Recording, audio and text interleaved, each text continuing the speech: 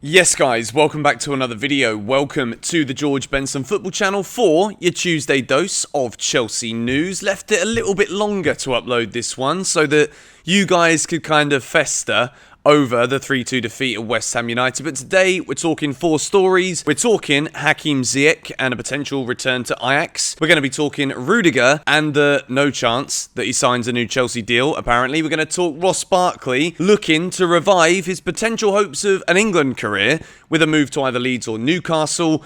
And then we're going to finish by Eden Hazard, of course, preferring a move to Chelsea, as it looks more and more likely that he will be sold by Real Madrid, potentially as soon as January, which, according to the tweet I put out today, sets everything up very nicely for Eden Hazard to end Antonio Conte's little springboard start that he's had at Spurs by getting them to play pretty good football. Not gonna lie, it's been quite good against Norwich. They won 3-0. But yeah, the result against West Ham at the weekend. I have been trying to get the podcast ready for episode number 3. It will be out this week. I want to do it in a studio, and we've had floods galore in Bali for the last few days. I'll try and stick a video up for you guys to see. It's been absolutely mad. Cars drifting down roads, bikes drifting down roads, and houses flooded left, right and centre. So it's not been as easy to navigate as I would have liked it to be, as my phone goes off in the background. But we begin story number 1 by discussing Hakim Ziyech and the reports that, well, it's not really a report, it's more like a quote that, considering a lot of what has been said about Hakim Ziyech, it could be said that there is some legs in this idea that he would love to return to Ajax. Now, you guys know me, I love dissecting quotes. I like looking at the language, looking at the lexis used and thinking, well, what does this really mean? Hakim Ziyech saying he loves Ajax is A, not really a surprise. B, saying that he would love to return one day is not a direct, yep, I'm going to be leaving Chelsea sometime soon. If you'd have asked me 2 weeks ago, Hakim Ziyech, do you think he's going to stay at Chelsea? You guys know that my answer would have probably been no. I'd have said he looks out of form. He looks out of favour. Now, when we look at the last 6 starts that he's had in a Chelsea shirt, he's contributed to 6 goals. The assist he got for Mason Mount the other day was genius. And I think in the last couple of weeks, even though Chelsea played a lot of games, Hakim Ziyech has made a big positive difference.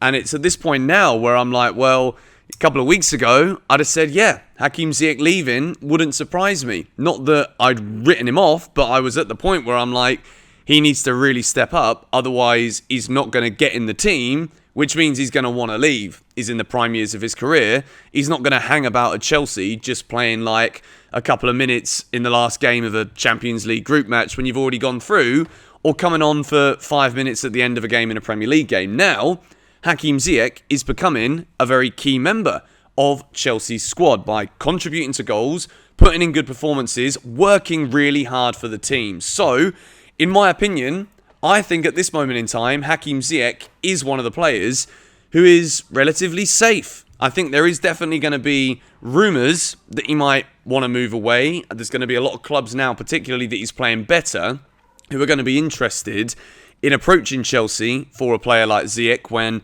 there is a lot of options for Chelsea in those positions with Pulisic, Hudson-Odoi, Mason Mount, Kai Havertz, Timo Werner. I always forget somebody, but you know what I'm saying here. There's plenty of players who can play in Ziyech's role. And I think if we look at the romantic side of certain players have affiliations to certain clubs, it's not like a Jorginho agent who would literally take any move for Jorginho to Italy, apparently, according to what he would say. Not saying I want that for Georgie, but Hakim Ziyech, there's clearly a massive love for Ajax. He speaks Dutch as his primary language, so therefore moving to the biggest club in the Netherlands, again, at one stage in his career, is certainly something that we could foreshadow from this point onwards. Do I think it's going to be anytime soon? No. I've seen a few dodgy takes on this one saying, well, you know, a couple of weeks ago he was playing naff. If he loves Ajax that much, get rid of him. At this point, I'm certainly not on that train whatsoever. I think Ziyech's been good recently. As always, let me know your thoughts on Hakim Ziyech's comments in the comments down below on this YouTube video. We move into story number 2. And it's more bad news. Every Chelsea news video regarding Rudiger, it's bad news. Because now, there's apparently no chance that he's going to sign a new deal. And again, this is coming from people that are kind of in the know, talking about the chances of Rudiger signing a new contract. And it's at this point now where I've just recited to the fact that Rudiger's going to leave. I think with Christensen, there's definitely been moments where it's been a lot closer to being signed, sealed, delivered. He's ours. With Rudy, there isn't even any way we can wangle a Stevie Wonder lyric to actually say, well, yeah, I think this geezer's going to stay at the club. I think Rudiger is gone, and I think Chelsea are going to have a serious issue when it comes to replacing him. Yes, there are good defenders on the market. Yes, we've been linked with good defenders. We're not going to talk about them again here because I've rinsed it already enough. But the longer it goes, the more time it's going to take. Well, not the more time, the less time it's going to take for us to realise that, you know what, our European champion, arguably one of, if not the best player in 2021, is going to be leaving Chelsea come next summer. January is only 3.5, 4 weeks away. And from that point on, Rudiger is going to be able to talk to other clubs. We know that virtually all of the massive clubs in Europe are going to want to sign Rudiger. Why wouldn't they? He's in the prime of his career. He is a phenomenal defender. And your PSGs, your Real Madrids, everybody, Bayern Munich, they're all going to want to sign Rudiger. The only thing I am concerned about is that if Premier League clubs come knocking on the door and they want to offer him the money that Chelsea aren't willing to, then we could be in a very sticky situation with this one. It would be horrible to see Rudiger play for another Premier League club. He's our European champion. Who knows? But again, I kind of agree. I think there's no chance now that Rudiger's going to sign a new deal. We move into story number 3, and it is regarding Ross Barkley. Now, with Ross Barkley, it's an interesting one because sometimes I'm kind of inclined to kind of joke about these things because, in my opinion, there is no chance of Ross Barkley resurrecting a potential England career. That isn't me being horrible because I actually think Ross Barkley can be a very good player. My concern is I don't think he's at the level for Chelsea and I don't think he's at the level for England. It was his birthday, I think, yesterday, so a happy birthday to Ross, which kind of sounds counterintuitive considering what I'm saying here, but I'm giving my honest opinion on this one. I think Ross Barkley could be a great player. I think the Chelsea move didn't work for him, and it was during the main years of his career when he needed to push on from some of that early Everton form where we saw a goal scorer, someone not afraid to try and burst from box to box, shoot from outside the area. Ross Barkley has got a lot of really solid attributes. He can play a great little killer pass in the final third too, but at Chelsea, minutes were always going to be few and far between. And even though this season, when he's had moments, I think he's actually had some big moments. And I've been very happy with some of the performances I've seen from him. We just know with the young talent in this Chelsea team, your Havertz's, your Mounts, he's not going to get the opportunity. And Leeds United and Newcastle are the two clubs at the moment that are seriously linked with him. Leeds, they're struggling. They would absolutely love a player like Ross Barkley. And Newcastle, well, if Leeds are struggling, then we're going to have to find a synonym or get the thesaurus out for Newcastle. Because although they won at the weekend, they're bloody struggling. I was thinking about it. I was trying to bide myself some more time. It just didn't come. Suffering, struggling. It's all pretty much the same bracket of terminology to discuss Newcastle United right now. Ross Barkley would be a massive addition to that side. And if Chelsea can get, I'm not sure what we could get for Ross. Let me know your thoughts on that in the comments. Maybe 15 mil, 20 mil. I think he's definitely still worth that. Chelsea, they've been known to get some very good deals for players in the past, which definitely links us into story number 4. You remember in 2019, we sold that geezer called Eden Hazard. We had a transfer ban. Super Frank came in, got us to 4th. We won the Champions League the following season. Eden Hazard leaving Chelsea was a gutting moment. I remember I was in Baku, Azerbaijan, for that Europa League final where he put in a masterclass to destroy Arsenal, as he did on multiple occasions.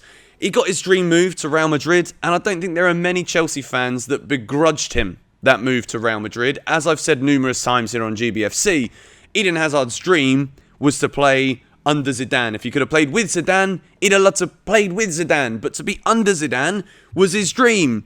And he moved away from Chelsea, having helped us secure yet another European trophy. And since he signed for Real Madrid, we got to cut the long story short here. It's just not been anything like what he would have imagined. And it isn't just the dream that Eden Hazard had to be a Galactico, to be one of the main men at Real Madrid. It's now become a bit of a nightmare. There are countless players above him in his position. He's only 30 years old. He's still the captain of the Belgian national team. Now, I sat and watched a video, the whole video from Jan Football Therapy, who was on episode 2 of the 3 More Points podcast, and he was talking about Eden Hazard and how at 21 million, which is reportedly the fee, which is so astronomically low in comparison to the incredible deal that Chelsea managed to strike for Eden Hazard, where we got a huge cash payment up front. Real Madrid then won La Liga, despite Hazard not having the biggest role.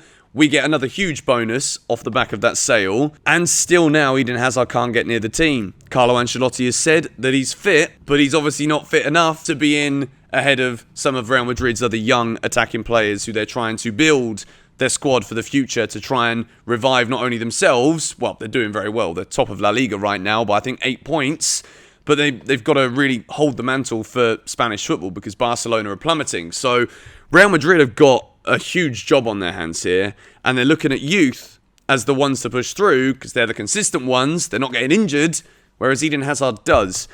And the more I read about it, the more I'm just like, should we just do it? At that kind of fee, 21 million quid, even if it's up as high as 30, you just wonder if it could be a Chelsea thing to just bring him back.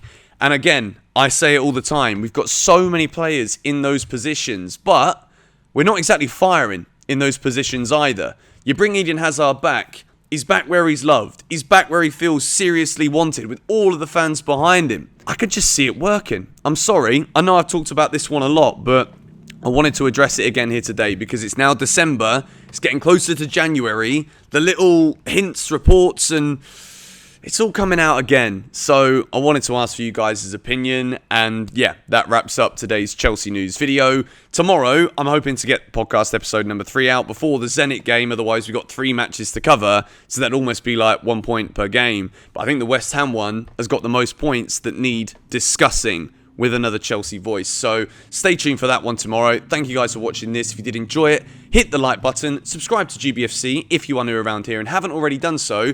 And I would love to ask you guys to go into the description and check out a video that I posted just over a week ago in Indonesia. I went to the lowest semi-professional league in Indonesia, the Bali Regional quarterfinal, had the best day, showed you guys what it's all about. And when the Indonesian Premier League comes to Bali, all of the matches are being played here in January, February next year. I'm going to be going huge on GBFC2, going to all of the matches, doing match vlogs, documenting it all. I've subtitled it so people can watch it in Indonesia. I love the video. It's the first match vlog I've done in nearly 2 years. I thought it was pretty good, if I could say so myself. So I'd love for you guys to check it out. Link down below. And I'll see you guys tomorrow with a brand new video. Come on, you Blues.